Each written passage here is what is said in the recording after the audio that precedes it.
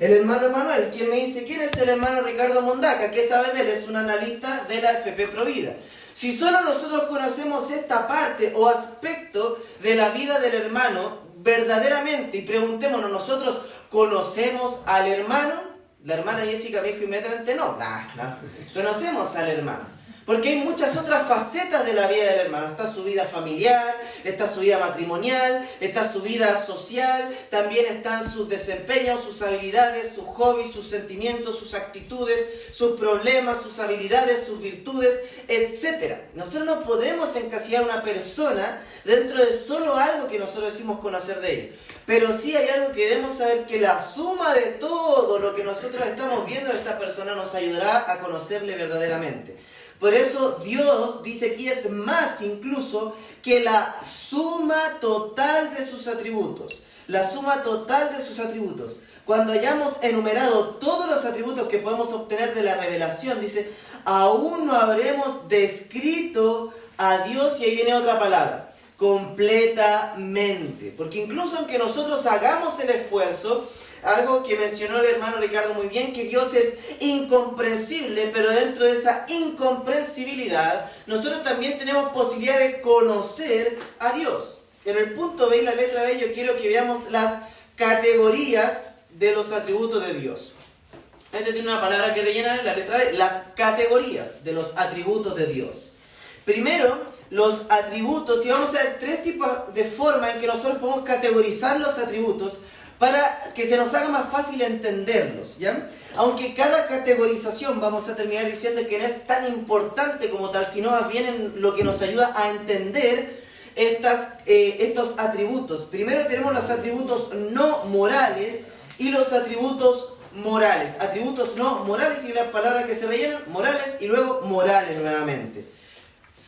Aquí hay muchos que hacen una diferencia, pero esta diferencia no es tan precisa. ¿Por qué razón, hermano? Algunos dicen que Dios tiene atributos que no son morales, como su infinitud, su autoexistencia, su, por decirlo así, perfección como tal. Decimos esos no son atributos morales, y luego tenemos otros atributos como la santidad, el amor, el perdón y la misericordia, que son atributos morales de Dios. Pero, como dice aquí, pero todas las llamadas cualidades no morales son cualidades de ser más moral en el universo. Son dos palabras que hay que rellenar ahí. Más moral en el universo. Y todos los atributos son de la naturaleza de Dios. Entonces nosotros, a pesar de que podamos tratar de entender un poquito estas diferenciaciones, debemos saber que Dios es el ser más moral del universo. Ese es el argumento que nosotros principalmente tenemos, y es que si no existe moralidad, si la moralidad no es absoluta, y la gente va a decir que la moralidad no es absoluta, pero sí lo es, y luego de unos ejercicios muy simples sí lo es, hermanos, entonces nosotros no podemos provenir de un ser que no sea moral. Luego dice los atributos absolutos y los relativos. Esa es la segunda categoría, los atributos absolutos y los relativos.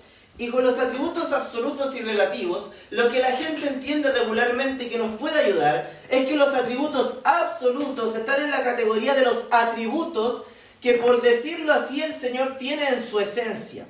Que, por decirlo así, el Señor tiene en su propio ser, que no necesita de la creación para que existan. Pero tiene otros atributos que son los relativos, porque están sujetos a otra condición, y esa es la creación. Que, por ejemplo, un atributo de Dios absoluto sería el amor de Dios, porque en la Trinidad ha existido amor. Pero el amor, por ejemplo, puede salir del amor varios atributos relativos, como el perdón, la misericordia, la gracia. Porque Dios en su perfección no necesita gracia, no necesita perdonar, no necesita misericordia. ¿Quién se la va a otorgar? A sí mismo no puede, es un ser digno, es un ser sin pecado. ¿Cómo va a otorgar perdón? Pero como existe la creación, Dios aplica estos atributos absolutos relativamente, por decirlo así, a la creación. Por eso dice los relativos, y ahí usted puede rellenar, pertenecen a la esencia de Dios en relación a su creación. Ahí hay otra palabra para rellenar en nuestro material. El punto 3 o la otra categorización que tenemos de los atributos de Dios, dice los atributos intransferibles y los transferibles. Obviamente los primeros se encuentran en un grado en que solamente pertenecen al Señor y otros se encuentran en un grado que Él comparte, por decirlo así, con su creación. El mismo caso, la infinitud de Dios es un atributo que Dios es en sí mismo. Yo no soy un ser infinito, soy un ser finito. Sin embargo, por ejemplo, el atributo del amor de Dios es uno que Él ha compartido con su creación. Entonces yo puedo demostrar amor porque Dios me ha dado amor. Entonces, pero estas categorizaciones nos pueden ayudar a separar, a entender un poco más los atributos, pero vamos a ver uno por uno. La letra C dice, un catálogo de las perfecciones o atributos de Dios. El primero de ellos es el más conocido, el amor. Aquí nosotros tenemos varios pasajes que buscar y le voy a pedir a algún hermano, algún voluntario, ¿me puede ayudar con 1 Juan 4:8, por favor? Porque vamos a ver su significado. El amor busca, es Dios, Él es la búsqueda del bien, del objeto que ama, en este caso nosotros, también su creación en general. Y en la parte que dice la Escritura, la Biblia directamente, y la palabra que hay que rellenar, la Biblia directamente declara que Dios es amor, en 1 Juan 4, versículo 8. ¿Alguien lo puede leer, por favor, hermanos? Hermano Ricardo.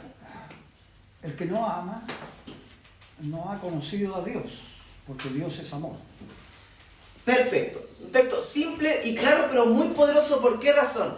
Porque nos muestra una verdad. ¿Has escuchado, hermano, esos tipos de propaganda que existía? Porque es propaganda y también publicidad sobre que el amor es amor, y si Dios es amor y la gente dice tener amor, el amor es Dios. Pero, hermano, aquí lo que usted puede ver en la Escritura es una sutileza que el Señor nos da, porque dice Dios es amor.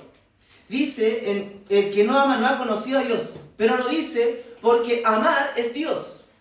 Dice porque Dios es amor. Entonces antepone, por decirlo así, el sujeto en esta oración, porque Dios es la esencia del amor. No es que cualquier tipo o cualquier persona que diga amar o tener amor significa que ha conocido a Dios. ¿En qué sentido? En que si la gente dice yo amo a alguien, o yo amo, por decirlo así, un hombre a otro hombre, una mujer a otra mujer, un adulto a un niño, yo amo, por eso Dios aprueba eso. No, hermano, Dios es amor y le conocemos de esa forma. Por eso, hermano, hay algunos problemas que nosotros podemos enfrentar, por decirlo así, si nosotros ensalzamos este atributo, y es que mucha gente en el amor de Dios cree que Dios va a invalidar algunos de sus otros atributos como la justicia, la ira y su santidad. Y Dios en el amor, dice, no va a mirar el pecado de las personas. No va a poner su atención en el pecado de las personas. Y al final, ¿qué es lo que ocurre? Un libertinaje y una visión distorsionada de Dios, hermano. Por eso estamos viendo una suma total de los atributos para poder entender mejor quién es Dios. El segundo atributo que ahí aparece es eternidad. Significa que Dios existe sin límite del tiempo. Su existencia se extiende sin límite de tiempo hacia atrás y hacia adelante. Y en las Escrituras nosotros tenemos un pasaje ahí que es el Salmos 92. Ahí usted puede ir rellenando. Salmos 92. Donde dice desde el siglo y hasta el siglo, o sin principio ni fin. Ese es el Señor. Entonces Él es un ser eterno que tiene en su mente, que tiene en su plan todos los eventos y circunstancias que nosotros pudiésemos experimentar. Esto debe traer también consolación a nuestra vida, hermano. Cuando nosotros enfrentamos, por decirlo así, un tiempo en el que nuestro corazón, en el que nuestra mente está susceptible a dudar o a preguntarse si Dios está obrando o no, hermano, nosotros debemos saber Dios es eterno y Él tiene todos los tiempos en sus manos. Un tercer atributo es su infinitud, que significa que Dios no tiene límites, no tiene linderos de límites. No significa que Él esté en alguna manera esparcido. Esa es la palabra que hay que llenar, esparcido por todo el universo. Ahí tenemos algunos pasajes. No es que Él esté en todo lugar. No es que el árbol de fuera sea Dios, los pajaritos que cantan sea Dios. No, hermano. Significa que Él no está sujeto ni al tiempo ni al espacio. El cuarto atributo es la inmutabilidad. inmutabilidad, casi tal como suena, hermano, lo puede ir escribiendo ahí. Cuarto atributo, inmutabilidad. Significa que Dios es inalterable, una palabra y también para rellenar, inalterable y por ello no cambia. Por ello no cambia, hermano. En el primer versículo que nosotros vemos de la inmutabilidad, en Malaquías capítulo 3, versículo 6, se nos dice que Él garantiza la preservación del pueblo de Israel. Pero sin embargo, hermano, ¿qué sucede? Cuando, por ejemplo, en la Escritura, y aquí nosotros podemos plantear un problema con la inmutabilidad de Dios.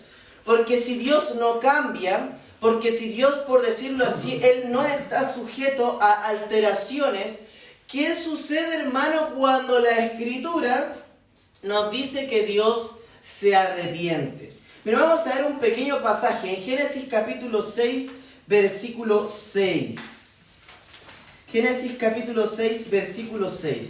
Porque si nosotros decimos que Dios es inmutable, usted, yo estoy seguro que lo cree, ahí tiene su contenido para repasarlo, para leerlo, para estudiarlo, para meditarlo, para memorizarlo, hermano, para compartirlo. Pero hay una pregunta. Génesis 6, versículo 6, ¿hay algún hermano que lo quiera leer? ¿Un hermano voluntario? Hermano Ricardo. Digo hermano Ricardo Arce, porque ya están todos los Ricardos de la iglesia, acá son varios. Arce Arriagada. Arce Arriagada, perdón. Dice, y se arrepintió Jehová de haber hecho hombre en la tierra y le dolió en su corazón. Perfecto, entonces aquí tenemos un problema, hermano, porque arrepentimiento, una palabra que cuando se tradujo, por decirlo así, del hebreo al griego, se usó la palabra metanoia, que significa un cambio de dirección.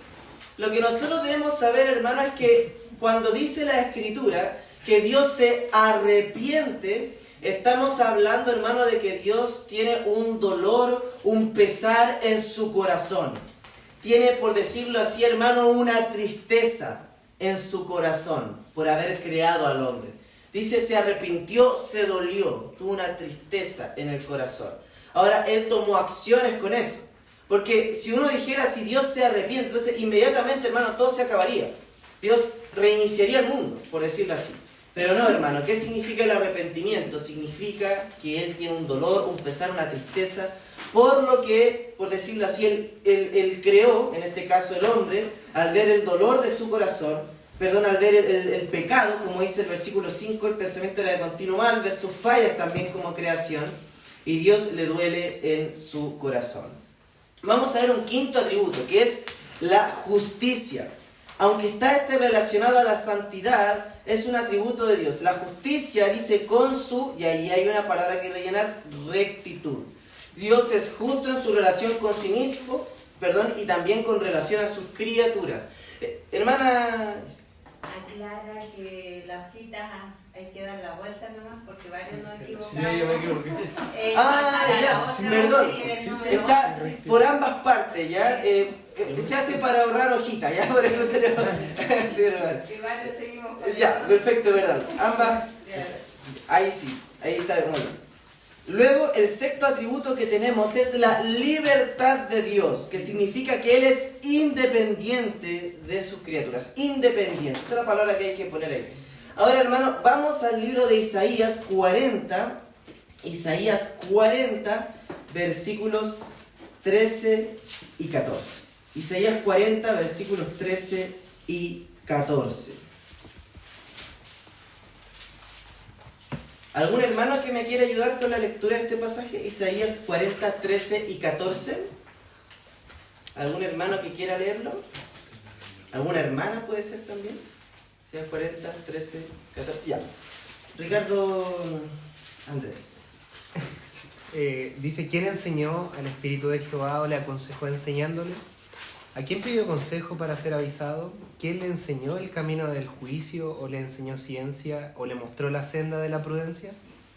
Perfecto, hermano. Estas son cosas que nosotros debemos entender en relación también con la creación. ¿De qué forma? De que la creación, hermano, necesita a Dios para subsistir. Pero Dios no necesita al hombre o la creación en general para ser Dios. Él es Dios y ha sido Dios por la eternidad. Entonces, hermano, Él es independiente de su creación. Ahora con esto, hermano, hay un principio súper hermoso que nosotros podemos entender. Si Dios no nos necesita, Él no nos salvó por una necesidad intrínseca de Dios, sino nos salvó ¿por qué razón?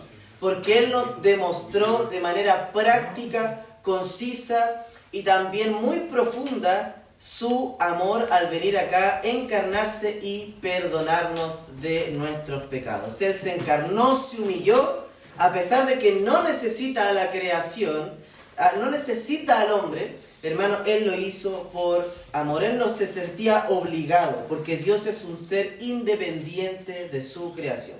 El séptimo atributo que tenemos, ya entramos a una categoría, digo yo, de los atributos más conocidos, porque el séptimo que tenemos es la omnipotencia.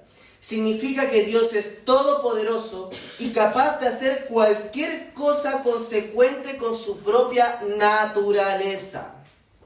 Dos palabras en significado: Dios es todopoderoso con su propio, y luego dice, naturaleza. Ahora, hermano, esta definición es súper importante. ¿Por qué? Porque mucha gente cuando dice Dios es todopoderoso, plantean dilemas que parecen muy filosóficos y profundos y que atrapan a los creyentes, como entonces si Dios es todopoderoso, decimos, ¿significa que Dios puede hacer una roca tan grande que Él no pueda levantar?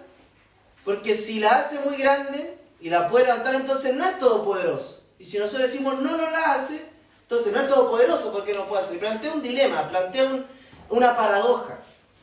Pero hermano, hay que entender que la existencia misma de la paradoja plantea la realidad del poder de Dios. ¿Por qué razón? Porque Dios actúa en base a su naturaleza. ¿Cómo lo vamos a explicar esto? ¿Tiene Dios algunos límites? Y la respuesta es sí. ¿Pero por qué razón? Porque Dios ha planteado orden en este universo. Dios también ha hecho leyes para que el universo se rija, si no, no tendría ningún sentido. En base a esa misma pregunta podríamos preguntarnos, ¿Dios puede hacer que 6 más 6 sea 13? ¿Dios puede hacer que, por ejemplo, hermano, un cuadrado sea redondo? Eso es conocido, hermano, en la Real Academia Española como un oxímoron. Algo que por su definición es contradictorio. En este mismo dilema lo que nosotros encontramos es una definición contradictoria de términos. Por eso Dios es todopoderoso y capaz de hacer cualquier cosa consecuente con su naturaleza. ¿Por qué razón? Dios puede hacer, por decirlo así, que el mal sea bien o que mi pecado sea borrado sin el mismo sacrificio que Él ha establecido. Hermano, no, porque Él ha establecido ya un camino que demandaba el pecado, lo terrible del pecado. Ahora, el punto 8, el octavo atributo que quiero que veamos hoy es la omnipresencia de Dios. El significado es que Dios está presente en todos los lugares con la totalidad de Dios. En la Escritura tenemos el Salmo 139. Este salmo, hermano, el rey David dice, ¿a dónde huiré de tu espíritu? Dios está presente en todos los lugares, hermano. Y algo que nosotros debemos saber, que la creación dice de Dios, que la creación en su gloria en la creación, lo dije al revés, está llena este mundo. La tierra está llena de la gloria del Señor, porque Él es omnipresente, hermano. Y eso significa que ninguno de nosotros puede escapar de la presencia de Dios. Esto es una advertencia para el no creyente, pero es un consuelo para el Hijo de Dios.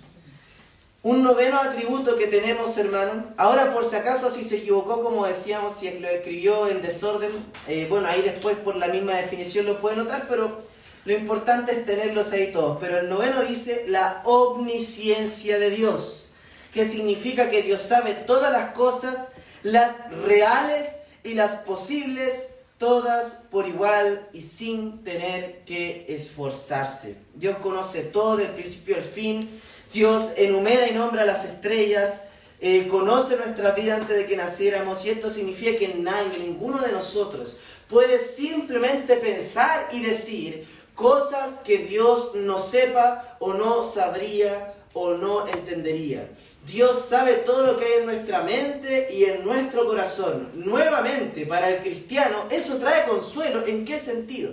en que, hermano, muchas veces usted tiene pensamientos malos, tiene pensamientos de ira, pensamientos de dolor, pensamientos de envidia, pensamientos de celos, pensamientos maliciosos, hermano. Y yo lo sé no porque lea sus pensamientos, sino porque la Escritura dice que nosotros aún estamos bajo una naturaleza pecaminosa. Amén.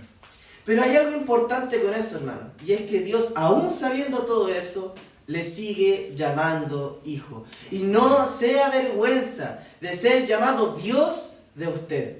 Amén. Y eso también es importante de su omnisciencia.